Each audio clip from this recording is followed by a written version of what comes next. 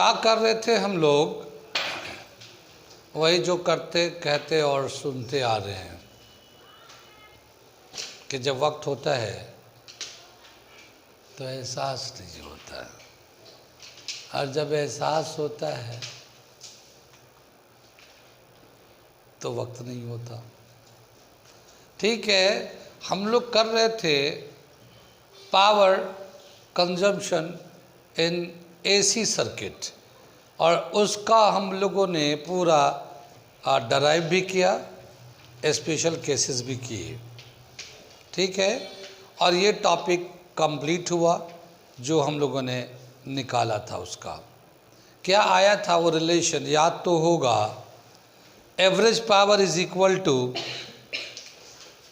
Power, एक relation में derive किया था। Average power is equal to virtual value of EMF and current into cos phi. इसको हम लोग कहते हैं एवरेज पावर कंज्यूम। ये ई इंटू आई, इसको हम बोलते हैं अपरेंट पावर, और ये कॉस फाई को बोलते हैं हम लोग पावर फैक्टर। याद तो होगा ये, ठीक है ना, पावर फैक्टर। ये हम लोगों ने कल इसको ड्राइव किया था और बहुत सारे स्पेशल केसेस में यूज़ कर रहे थे। ये रिलेशन हम लोगों ने ड्राइव किया था और स्पेशल केसेस किए थे, और स्पेशल केसेस करने के बाद बहुत सारे नई नई बातें हम लोगों ने देखे थे। आगे हम लोग चलेंगे। अगला जो छोटा सा टॉपिक है वो है wattless current. Wattless current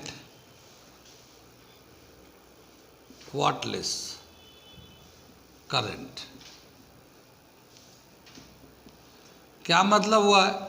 what मतलब पावर होता है, वॉट किसका यूज होता है? पावर का। तो वॉटलेस यानी पावर कंज्यूम नहीं होता। ऐसा करंट जिसमें एनर्जी कंज्यूम नहीं होता। करंट तो चल रहा है मगर एनर्जी कुछ भी कंज्यूम नहीं हो रहा है, उसको हम बोलते हैं वॉटलेस करंट। एक हम लोग देखते हैं जो हमारा एवरेज पावर एनर्जी का दे रखा है। द एवरेज पावर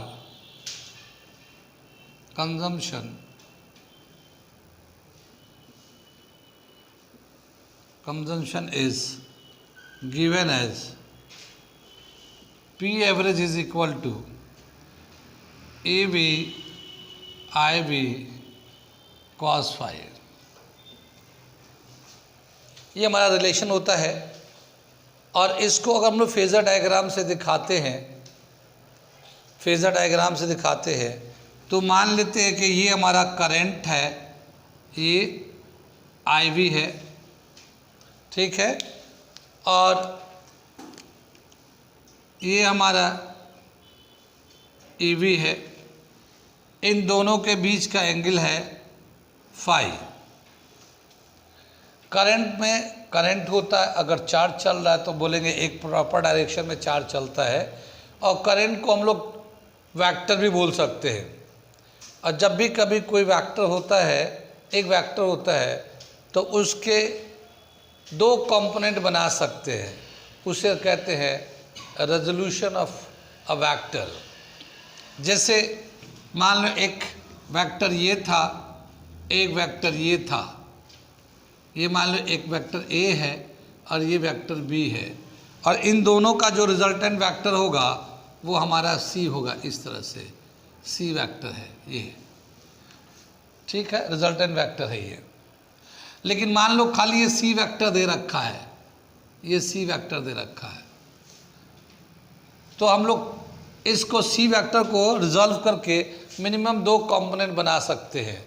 एक हॉरिजॉन्टल में, ठीक है ना, जो भी एंगल है ये बेस के अलॉन्ग हो जाएगा, मान लो इसको A नाम दे दिया, और एक परपेंडिकुलर में मान लो इसको B नाम दे दिया, ठीक है ना, ये दूसरा वेक्टर ले लिया। इसको कहते हैं रेजोल्यूशन ऑफ वेक्टर। ये B जो है ना परपेंडिकुलर है, इसको चाहे तो यहाँ से लेके यहाँ ऐसे दिखा सकते हैं बी को, ठीक है ना, बी को ऐसे दिखा लेते हैं, ये 90 डिग्री पे आ जाता है। यानी इस वेक्टर के दो कंपोनेंट, एक हॉरिजॉन्टल एक वर्टिकल कंपोनेंट रिजॉल्व करके बनाते हैं हम लोग। दो होता है तो उसका दो, या तीन होता है तो उसका सिंगल एक रिजल्ट होता है, और अगर एक होता है तो दो बना सकते हैं, कम से कम दो तो बना ही सकते हैं, ठीक है। अब क्या बताया कि अगर ये करंट को एक वेक्टर क्वांटिटी लेते हैं, ये करंट आरएमएस वैल्यू है ये, ठीक है ना, आरएमएस वैल्यू है करंट का, तो इसके दो कंपोनेंट बनेंगे। एक कंपोनेंट तो हमारा इसके, ये जैसे है ये करंट है तो इसके इस तरह बना लेंगे, इसके अलोंग, ठीक है, इसके अलोंग, हॉरिजॉन्टल के अलोंग, ईएमएफ के अलोंग, आई आरएमएस वैल्यू, और ये बेस के अलोंग लेते हैं तो ये कॉस थीटा आता है, कॉस फाई, ठीक है ना। क्या है कि जब बेस में लेते हैं तो कॉस आता है, जैसे अगर ये सी है ना तो सी कॉस थीटा आ जाता है बेस में, और परपेंडिकुलर में सी साइन थीटा, क्योंकि परपेंडिकुलर होता है ये तो साइन लेते हैं, और बेस में कॉस लेते हैं हम लोग, आता है, लेते क्या आता है वो, ठीक है। तो ये हमारा बेस के अलोंग है तो ये हमारा कॉस फाई हो जाएगा, और इसका एक कंपोनेंट हम लोग ऐसे ले लेंगे इस तरह से, जो ये 90 पे है, और ये हो जाएगा I R M S sine phi, ठीक है। तो ये जो R M S I R M S है या वर्चुअल वैल्यू है, वर्चुअल वैल्यू है, इसके दो कंपोनेंट हम लोगों ने बना लिया, एक हॉरिजॉन्टल जिसमें कॉस फाई लगाया, और ये जो हॉरिजॉन्टल इलेक्ट्रिक फील्ड के डायरेक्शन में है, ईएमएफ के डायरेक्शन में है, ये जो आरएमएस कॉस का है कॉस फाई वो ईएमएफ के डायरेक्शन में है, और ये जो आरएमएस साइन फाई है वो परपेंडिकुलर है। कितनी बात सुन में, यहाँ पे मैं लिखते हैं, क्या लिखेंगे यहाँ पे, the current has two components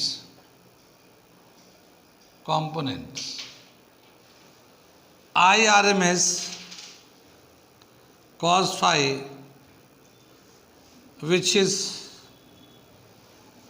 in the direction of EMF, and IRMS sin phi, which is sin phi which is perpendicular, ठीक है, ये परपेंडिकुलर है 90 पे है ये। अगर हम लोग पावर कंजम्पशन लेते हैं, ये है ना, ये हमारा फॉर्मूला था एवरेज पावर जो होता है EV IV cos phi, लेकिन यहाँ पे IV जो ना IV कहिए IRMS कहिए, यहाँ पे इसके कंपोनेंट लिया गया है, इसका एक कंपोनेंट लिया गया है IRMS cos phi, और दूसरा कंपोनेंट IRMS sin phi लिया गया है, ठीक है। तो हम लोग एवरेज पावर कंजम्पशन कितना होगा दोनों में देखते हैं, इस कंपोनेंट को लेके देखेंगे। ये वाले करंट का दो कंपोनेंट है, एक कंपोनेंट ये वाला है जिसमें cos phi यूज़ किया गया, और एक कंपोनेंट ये वाला है जिसमें sin phi यूज़ किया है। अब देखते हैं दोनों कंपोनेंट को यूज़ करके किस में कितना पावर कंज्यूम हो रहा है, ये समझ में आ गया ना। इस करंट के दो कंपोनेंट हो गए, एक ये। अब हमारा एवरेज पावर कंजम्पशन कितना होगा वो निकालने जा रहे हैं, यहाँ मैं दिखाने जा रहा हूँ, ठीक है ना, एवरेज पावर कंजम्पशन। तो ये हमारा फॉर्मूला एवरेज पावर का क्या है, ये दे रखा हमारा एवरेज पावर का, P average is equal to ERMS value, virtual value, और इस करंट का इस तरफ एक कंपोनेंट बना हुआ है, किसकी तरफ है, in the direction of the EMF। तो इसका करंट का जो हम लोग एक कंपोनेंट है IV cos phi, ठीक है ना। इस करंट का हम लोगों ने लिखा कंपोनेंट, ये कंपोनेंट लिखा, फिर ये cos phi तो है ही है, cos phi अलग से है। कितनी बात सुनी, दो बार cos phi आ गया। लेकिन ये जो कंपोनेंट हम लोगों ने करंट का बनाया था वो in the direction of the EMF है, तो दोनों सेम डायरेक्शन में हो गए। और जब सेम डायरेक्शन में हो जाएगा तो ये जो एंगल होगा 0 डिग्री हो जाएगा, ये वाला cos फाई, क्योंकि हम लोग करंट में और ईएमएफ के बीच का एंगल देखते हैं। तो ईएमएफ तो ये है इधर, और इस करंट का कंपोनेंट है ये RMS cos फाई, ये इसका कंपोनेंट है ये। तो ये कंपोनेंट इसी डायरेक्शन में, फाई इज इक्वल टू 0, ठीक है ना, here phi is equal to 0। तो जब हम लोग cos फाई डालेंगे P average is equal to EIB cos phi, ये तो करंट का कंपोनेंट था और ये एंगल था इनका, तो ये 0 डिग्री हो गया। तो cos 0 डिग्री कितना होता है 1, तो एवरेज पावर हो जाएगा EIB cos फाई, यानी ये जो है average power along the direction of EMF is maximum.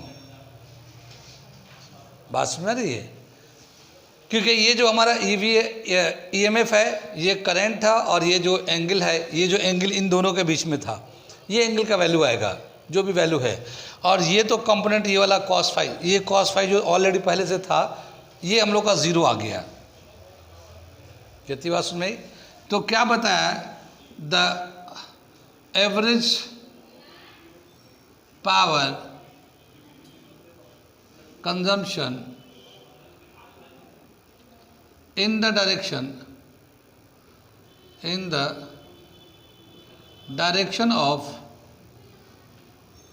EMF is maximum, ये मैक्सिमम आएगा इसमें।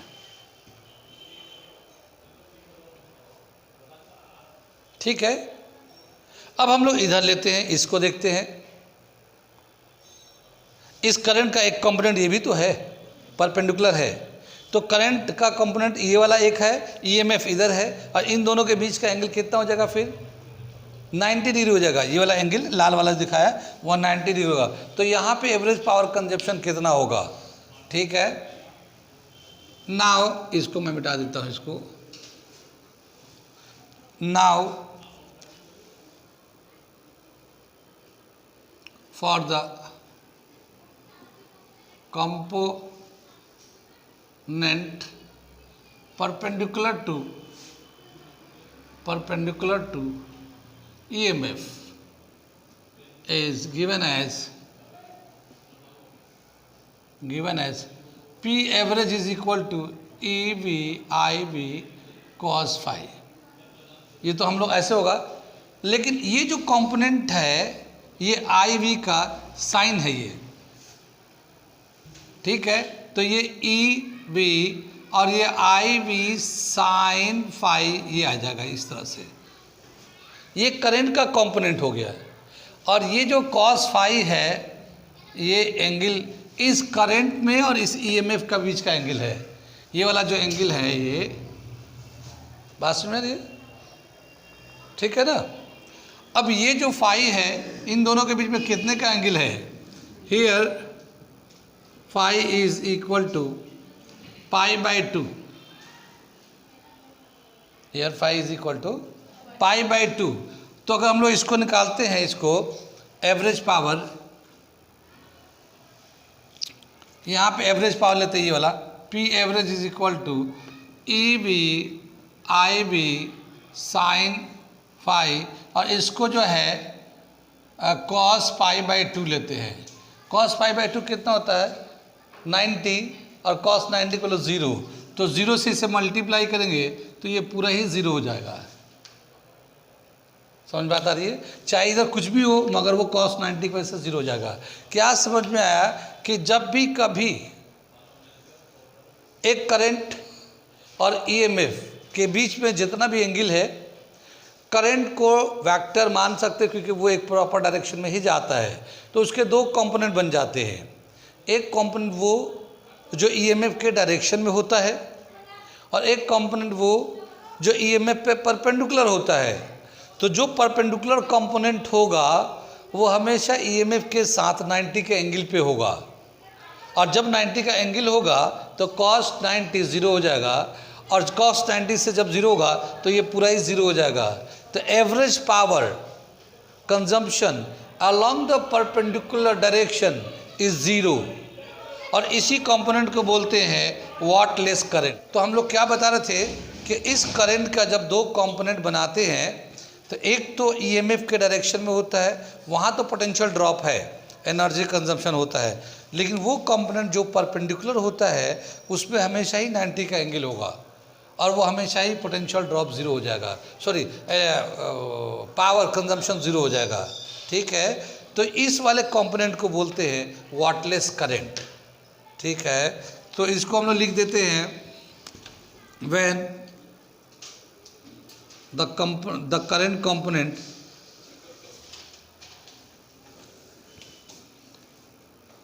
the current has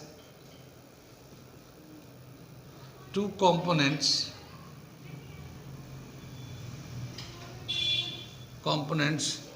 one along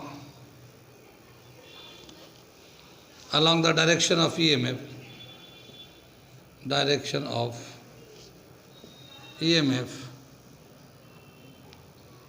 and another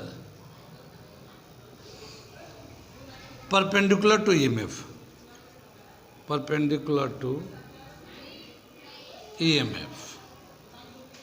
The current component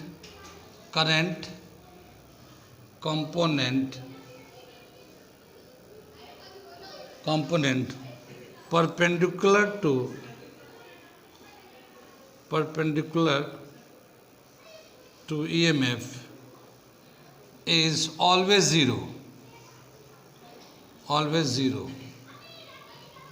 So the power consumption is zero. Consumption is zero in perpendicular component, and it is known as wattless current. So it is known as wattless current. ठीक है ना, इसलिए इसको हम लोग wattless current बोलते हैं। क्या समझ में आया कि ये जो है करंट के दो कंपोनेंट, एक कंपोनेंट तो ईएमएफ के डायरेक्शन में, एक परपेंडिकुलर होता है। परपेंडिकुलर वाला हमेशा ही पावर जो है ना, एनर्जी कंजम्पशन ज़ीरो हो जाता है। ठीक है ना, और उसी को हम लोग वाटलेस करंट बोलते हैं। कितनी बात सुन में आगे चले, नोट कर लीजिए इसको।